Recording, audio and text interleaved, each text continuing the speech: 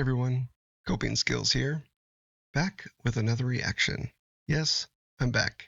It's been about 5 months since the tragedy happened with my family. If you want more context to what happened, I'll link a video that you can check out. But today, I want to get back into reacting. It's been a while. And I thought to myself, who should I react to? Well, of course, it's Ren. And I did the tales of Ginny, Screech, and Violet's tale, and I noticed in my hiatus that he released a couple of Vincent tales videos. So I figured that's a good a place as any to start. And last year, during one of my videos, I tried to do a Toblerone reveal, but the Toblerone was all melted and it just didn't go very good.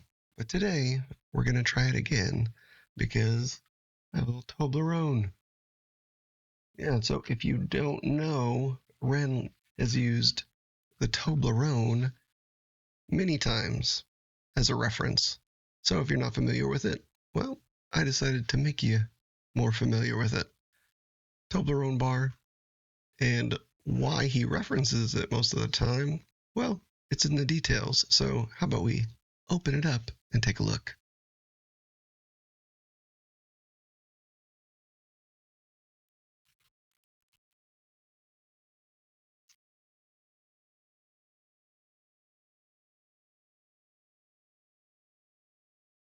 Well, it's a good sign. This one is not melted. Not melted at all. Comes in a nice like a tin foil, aluminum foil type of deal.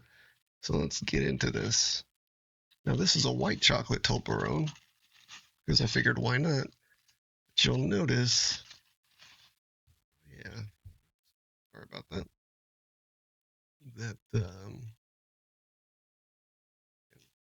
Get it open here. We'll just unveil the entire huge, massive, oversized Toblerone bar. Toblerone has a bunch of little triangle-shaped ridges. Typically, when he's talking about a Toblerone, it's because you get this wave kind of peaks and valley effect. So if you do something like a Toblerone, well, up and down. In any case, Toblerone.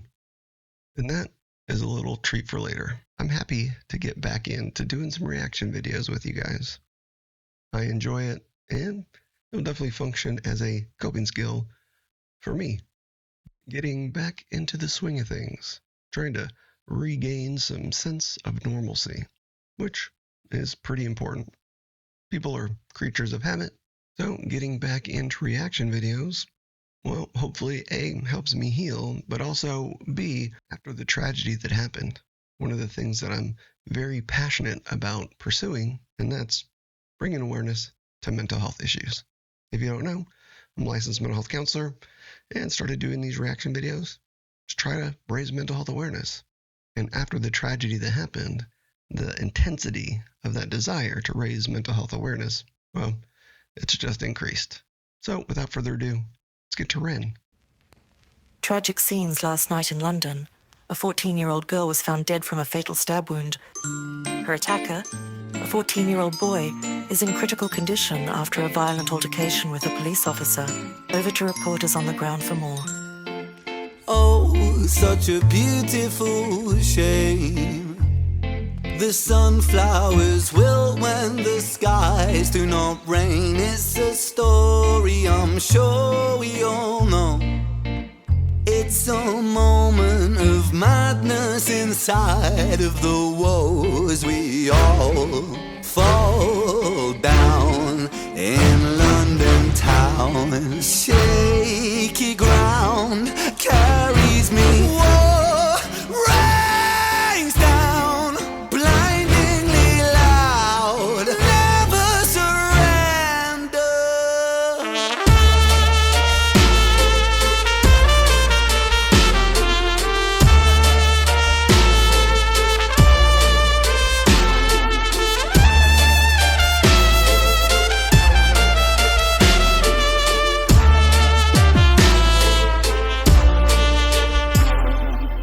So interesting.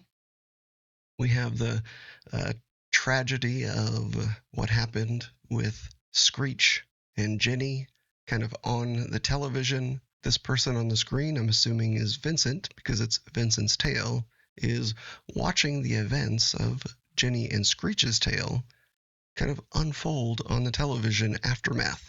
For me, I can't help but my own personal experience in there with the tragedy that happened to me and watching the news reports on the television kind of describing the scene.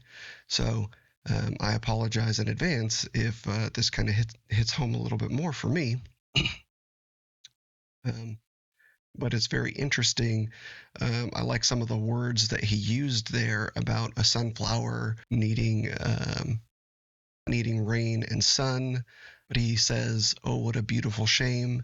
That's definitely a little bit different kind of take in Ginny and Screech and Violet's tale. He says, "Oh, such a shame," but now he's calling it a beautiful shame.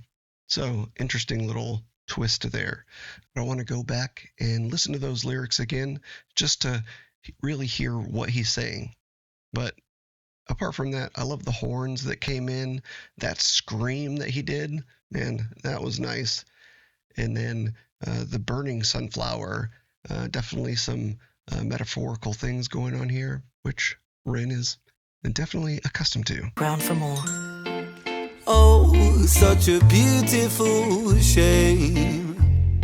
The sunflowers wilt when the skies do not rain. Sunflowers wilt when the skies don't rain. They need water, they need sun in order to flourish.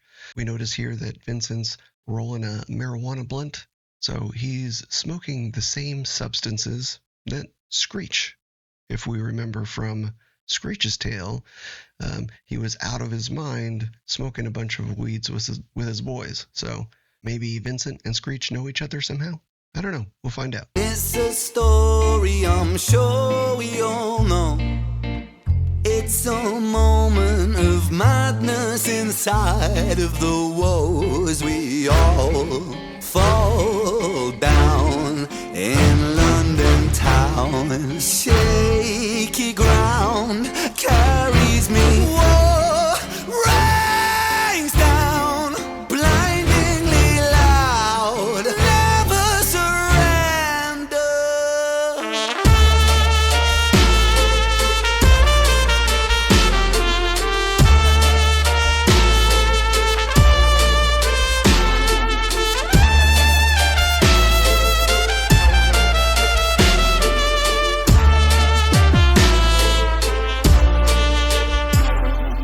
Oh, what a terrible scene.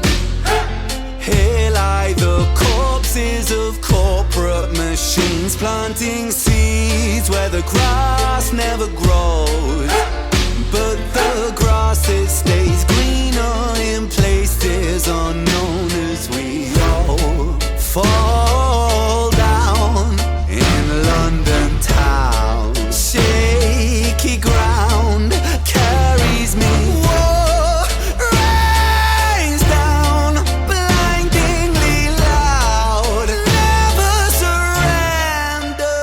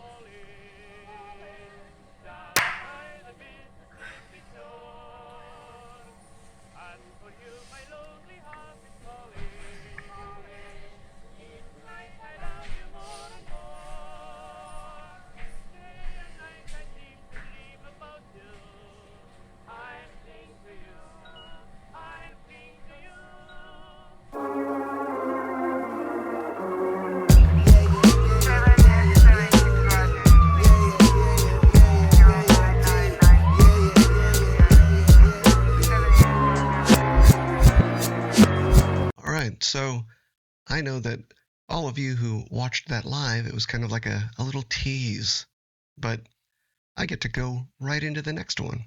But before I do, wanted to, I don't know, explore my thoughts a little bit. So at the end there, when it kind of switched to Ren looking at Ren, it really showed him kind of going through the day-to-day stressors. Nothing seems alive or active, definitely in a state of depression, and using some really negative coping skills, but also some positive coping skills to kind of deal with that. But one of the things that he kind of alluded to at the very end of the song with the lyrics was this corporate machine that he kind of mentions in Money Game. And part of that kind of plays into what he did at the very end. It shows him taking a shot and then handing his credit card to the bartender. The corporate machine, the money, still in full effect, fueling and behind those negative coping skills. So I'm wondering if you'll touch on that in the self-portrait that we're about to watch. Other than that, I really liked the MTV shirt that he had on. One of those really retro call out. I don't know where he got that. I don't even know if they make those anymore, but I thought that was pretty cool. Ren has always got a certain look and vibe for the vintage. I like that. I dig it. We saw Vincent there with smoking marijuana, substance abuse. Definitely would be in the section of a negative coping skill. And then Ren drinking alcohol, again, can be abused. It's not the healthiest coping skill. More just kind of, it's a depressant, so it pushes you down, kind of makes you want to forget. But it shows him waking up, getting cleaned up, and those types of behaviors are actually good if you are in a state of depression, kind of falling into that routine, making sure that you're taking care of your basic hygiene needs and those type of things. When those things start to fall down, depression has really grown more significant. What Ren is dealing with, it shows him at work, just kind of going through the motions, watching TV, kind of hanging out at the pub, knocking back a couple pints, having everything else just kind of tuned out around him, but he was engaged in some billiards there. So healthy coping skill, your motory senses going, hand-eye coordination, some strategic thought, depending on how you play billiards. But yeah, so several different things noted there, but I'm excited to see what happens next. Definitely showed some glimpses. Lady love to change the night of falling down by the Mississippi shore. And for you my lonely heart is calling. Each night I love you more and more. Day and night I seem to dream about you. I sing to you, I cling to you. Bless your heart, I just can't live without you. So come out and meet me, honey,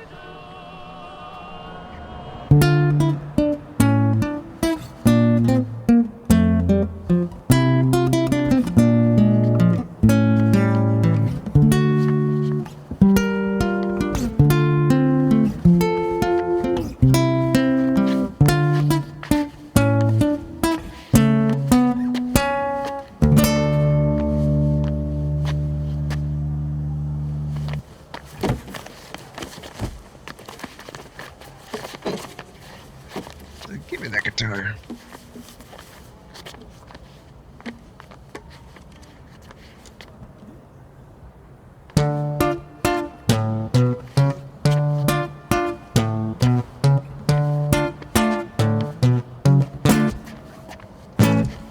Come on, let's have it, you miserable prick. I will do what I want, I will drink till I'm sick to my stomach.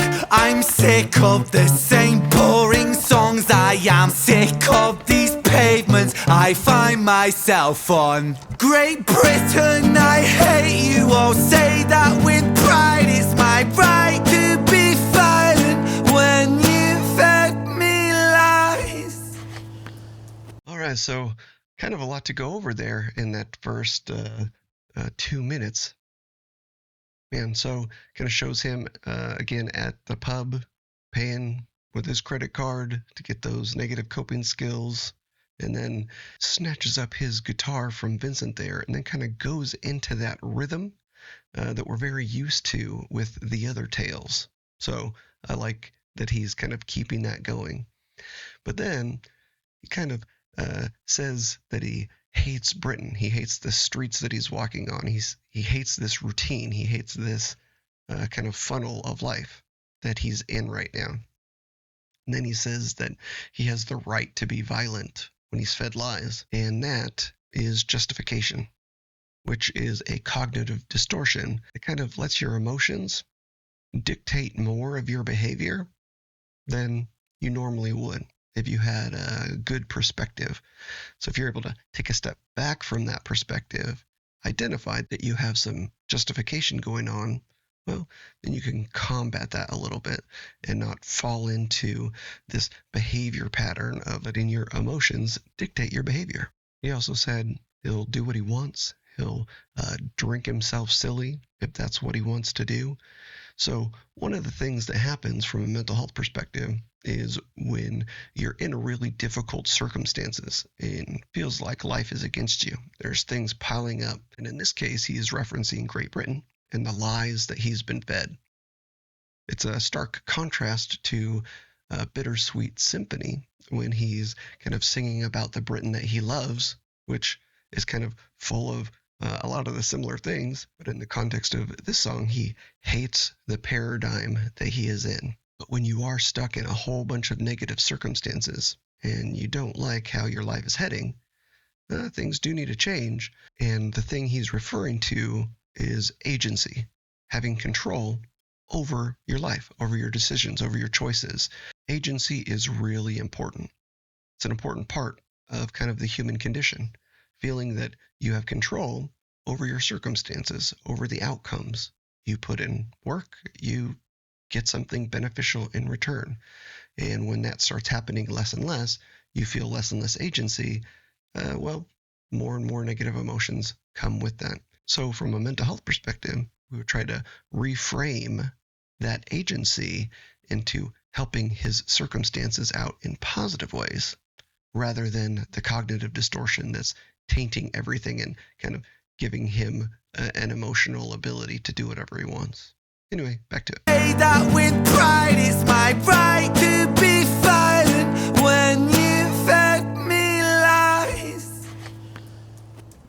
I'm a rotter, a menace when I want to be, and I've worked for that right because nothing comes free. I have slaved all my life in the dull 9 to 5. I just rinse and repeat while I'm barely alive. Great Britain, I loathe you with murderous glee. I will do to this country what you've done to me.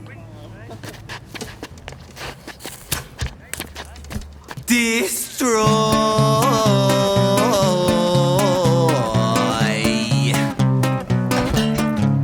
I want to tear apart these buildings from the cinder blocks they stand. Leave this town in dust and rubble, make some trouble with my hands. I won't lie, I'm fucking wasted, but I wasted all my youth, and I've stayed so damn complacent. Getting wasted is my truth, so my style of self-expression is a fist into the gut. It's throwing up upon these pavements. Shut your fucking mouth, you slut. Banished angel, I am Lucifer. Might reign like Genghis Khan, soon you will all know my name. I am the storm after the calm. I'm the victim of the victim list, the pill that makes you sick. I am chaos incarnate.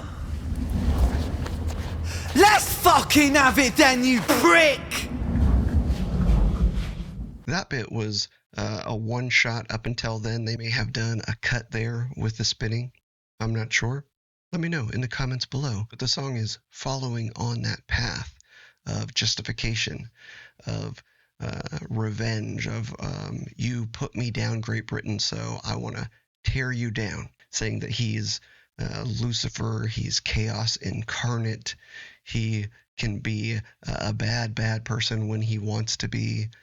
So again, it's that sense of agency and desperation. So you feel kicked and kicked and kicked, and you can never kind of make it above a certain threshold, which is what he's describing. He goes to work, he does what he's supposed to do, and nothing better happens. So he's kind of given up with that, and now he feels justified. One of the things that he mentioned there was getting wasted is my truth. So when people start thinking in those terms of my truth, the word truth there is a fallacy. People like to say the expression, oh, my truth, making it what's true to you, when really it's just your perspective and how I feel, not your truth. When we use those words, it's further propagating this cognitive distortion of justification of your perspective, that your perspective is more important than other people's perspective or more accurate. And in some cases it might be, some cases it might not be. But when you start having that mindset that you're not open to other people's perspectives and you deny them all, well, that's when we just start arguing and things become very semantic and not logical, very emotionally driven, and then nothing is good. And that's what he's kind of describing here, is when we get into this hate mentality, well, then nothing's good. It kind of gets into this concept of all or nothing thinking. And it's a very dangerous concept, but it's very common for people to fall into that type of thinking pattern. Something that I say is that all or nothing thinking is a zero-sum game. And if you don't know what a zero-sum game is, it's basically no matter how you play the game, you end up losing. So the only way to win a zero-sum game is not to play at all. All or nothing thinking is very similar, because the chances of any decision or any choice being all the time, it's an absolute, very low. Or it being never, another absolute, well, chances are very low there too. So in essence, it can, not to use another absolute, but it can never be all and it can never be nothing. Well, then it's kind of a logical fallacy. So you never win, you never get anything. Learning how to be tempered and have a broader perspective, understanding other people's perspectives, and learning how to adjust your expectations is really, really important to overall mental health. You know, a very large portion of all the negative emotions that we feel are due to unmet expectations. Now, the circumstances as to why your expectations aren't met, well, sometimes that's out of your control. But just as a for instance, if you have a job and you go in for your yearly evaluation and you're expecting a 10% raise and you get a 5% raise, well, you're going to be disappointed. But if you go into that evaluation expecting a 2% raise and you get a 5% raise, well, you're going to be over the moon. You're going to be really happy. In both situations, you got a 5% raise. It's the expectations that kind of dictate the emotions. So if we're able to take a step back and have better expectations, more accurate expectations, and be able to kind of manage those expectations, well, that's setting yourself up to have a happier life. So when we get stuck on these words like my truth, you're setting that expectation level so high that your perspective is the only truth. And then you're kind of tumbling down this logical fallacy of all or nothing thinking. It's how you feel. And your feelings are an indicator that something needs to be explored further. But I digress. Big mental health talk, but I think it's a really important concept to understand. Back to it. Soon you will all know my name. I am the storm after the calm. I'm the victim of the victim list, the pill that makes you sick. I am chaos incarnate. Let's fucking have it then, you prick. Now the rules of the street fight are simple. It's pretty much anything goes. Keeping the street pretty firm on your feet. It pays to be sweet on your toes.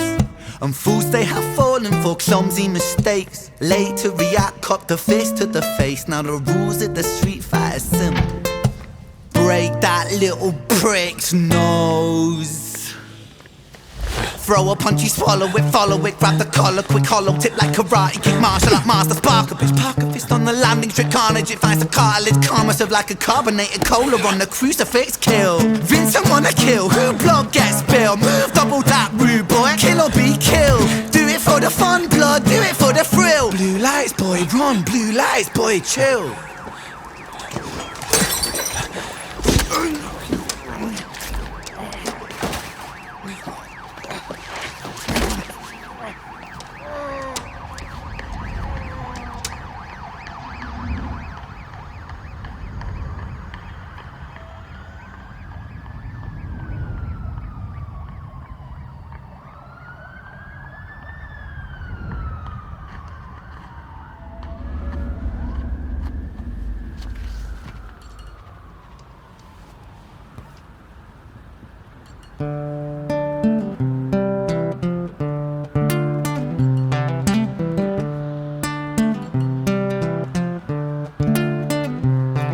So it goes, in the absence of the light, the devil sows a seed in either mind. Vincent was shaken, run from the law, hide from the bacon, crouch on the floor. The cook to omit him, hate the wolf spits on him, rapes him, hits him, kicks him when he's down, and that shapes him. He hears the sound of a copper, hot upon his tail proper, Vincent off his rocker. Bothered by the lie that Britain sold him, what a shocker. Where greedy eat the poor, a holy war, the chosen prosper. But some are never chosen, they stay frozen in the locker. Destined to survive in 9 to 5 and watch the clock, but don't think about reality, my little happy shopper. A brand new show on Netflix to distract you from the horror, and swallow all your morals for a retweet or a follow, and shadow ban the problem man, a sold for $1, and keep the fight amongst yourself, don't think about the squalor. The systems don't impose it or the rules that we all honour. And fuck it, Vincent cooked to boiling point, he's cannon fodder. So what's the use in running, he's already in the locker. He's careless with his actions now, a clumsy motherfucker. He turned to face his fate, cause fate's a bitch and none will stop her.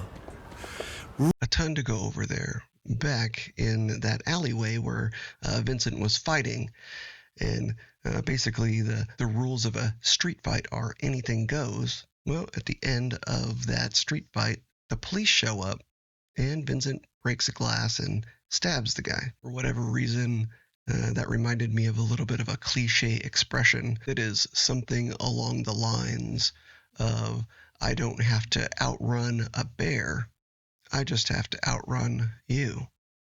So him stabbing that person, well, the police are going to get to that person first because he's hindered and he's expecting to get a clean escape. But then he runs around the corner. Amazing camera work and sound work. Just, man, such a cool soundscape they put in with the visuals. Man, next level. But then Rin takes a seat and then brings us along with Vincent. He couldn't take his 9 to 5 existence being sold a pack of lies, like you can achieve something, but always kind of being struck down, talking about the paid distractions like a new Netflix show, or like I was referring to earlier, some alcohol or those type of experiences. There's always some money behind the scenes kind of changing hands. And now this attitude that he has gotten is this cognitive distortion that we talked about, this justification, this desperation. Rin said something pretty interesting there about kind of ignoring the truth again, or the circumstances of what's going on. We'll go back and take a look at that in just a second, but seeing this cognitive distortion come to full life, and it's the story about how so many violent actions actually take place. They happen. because these cognitive distortions that are fueled by these huge emotions that are further fueled by really difficult circumstances and living conditions and desperation, well, they're volatile. And if they're not handled well, they can blow up into violence. And it happens every day, unfortunately. Low, high from the back and crouch on the floor. The culture will make him hate the world spits on him, rapes him, hits him, kicks him when he's down, and that shapes him. He hears the sound of a copper, hot up on his tail proper, Vincent off his rocker. Bothered by the lie that Britain sold him, what a shocker. Where greedy eat the poor, a holy war, the chosen prosper. But some are never chosen, they stay frozen in the locker. Destined to survive in 9 to 5 and watch the clock, but don't think about reality, my little happy shopper. A brand new show on Netflix to distract you from the horror, and swallow all your morals for a retweet or a follow, and shadow ban the problem man, a soul for $1, and keep the fight amongst yourself, don't think about the squalor. The systems don't impose it, or the rules that we all honour. And fuck it, Vincent cooked to boiling point, he's cannon fodder. So what's the use in running, he's already in the locker. He's careless with his actions now, a clumsy motherfucker. He turned to face his fate, cause fate's a bitch and none will stop her. Richard was an officer who stood at 6'3". Was his first day back at work after a time of absent leave. Working London on the night shift, what he didn't think he'd see was our boy with a guitar, bruised and battered on his knees. But Richard lived in caution now, tormented by his past. Not so quick to find a trigger, not so fast. But Richard was a righteous man who lived inside the law. So he leapt upon poor Vincent and he cuffed him to the floor.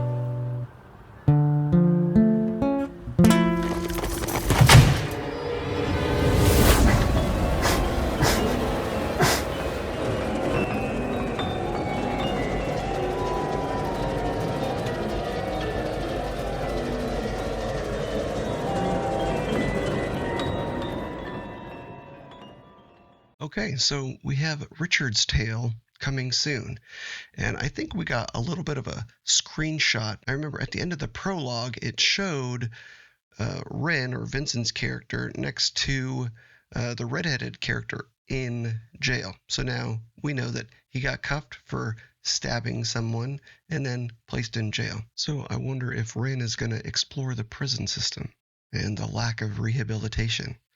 And now a lot of times people get out of the corrections system and are kind of doomed to repeat the past.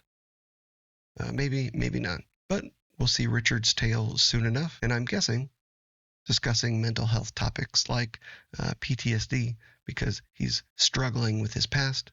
So, but interested to see. Vincent's Tale was excellent. It's such an important topic, one that definitely hits home to me, because my younger brother had something very similar happen to him that fueled his mental health decline, and that status in his mental health issues just escalated and escalated and escalated until he took the lives of 3 of his family members and then his own. Definitely an important topic to discuss, and how the state of poverty and feeling stuck in this system that appears like there's no hope, and what can be done about A, the system, but also B, the people going through those things, so that these horrific tragedies don't happen. I just want to say thank you. I'm sure that this reaction was a little bit rough around the edges for me, trying to get back into the swing of things, and I really appreciate all of your guys' support. Thank you so much, and we will see you on the next one.